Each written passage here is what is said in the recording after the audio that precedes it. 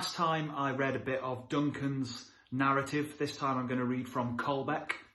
So the backstory here is that Colbeck and Aid are in a nightclub and they've gone there for the sole purpose of waiting for people to kick off and then jumping in and reprimanding the offenders, as it were. So this is Colbeck. The minutes drip by and run into hours. You lose track of whose round it is. Your eyes scan the room. Some red-faced cunt grabbing the arse of a lonely girl that looks about 15. Some geezer with a bulldog tattoo arguing with his other half.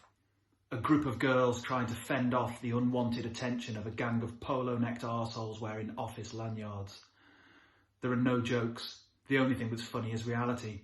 Who was it who said that? Aid'd know. It doesn't matter anyway. It's irrelevant, like all the newly formed friendships sparked off in this place. The conversations between pissed-up strangers that seem so enticing now, but tomorrow will fade to forgotten faces and misnomers and numbers typed hastily into mobiles with no name assigned. The falsity of it all makes your face ache. Where the fuck's my drink, you wonder? Did I neck it? And where the fuck's Aid? Seem to have lost him somehow. Can't see his head poking out above the crowd anymore. What kind of a twat needs to come somewhere like this to get with a bird? The sort of place where it's so loud you can't have a decent conversation. The sort of place where every skank is so pissed up she can't see properly. The sort of place where petty trivialities make enemies out of friends. You hate them all. It's like the end of Othello, where Iago's manipulation has been discovered and they fucking drag him off to torture him, and he still won't reveal his motives. That's you. Your hatred doesn't need justification. It is not redeemable. It is not answerable, it just is. And yet you can't stay away. You can't not pick this scab. It's like you're driving past a mangled car with the roof caved in and the radiator iron all bent up like tusks.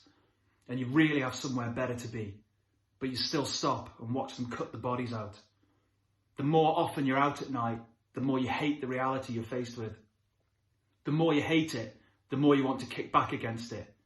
And the more you kick back against it, the better you feel. Since addiction always obliterates sensation, it's the rush of the violence itself that brings about the subsequent withdrawal, as opposed to the withdrawal starting only when the violence is taken away.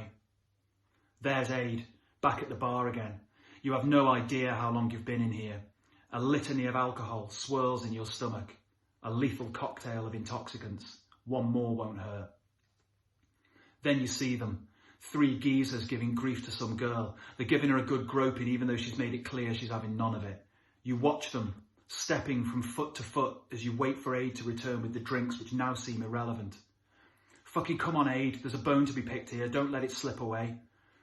You spot him manoeuvring his way through the crowd with his hands full. You try to get his attention but fail to do so until he's a metre away, at which point you grab him by the arm and turn him towards them. He clocks them within a couple of seconds and passes you your drink, which smells like rum and coke, despite you requesting a JD. A swift nod of the head from Aid, and you're after them. The problem with places like this is that you can't have a decent fight without getting thrown out by the bouncers. So when it comes down to it, you've got 2 choices. You can either give the cunts as good a kicking as possible within a few seconds and then scarper, or you can give them a bit of a teaser and then get them outside to finish it off. You opt for the former, and there's no time to discuss it with Aid. So it looks like that's what's going to happen.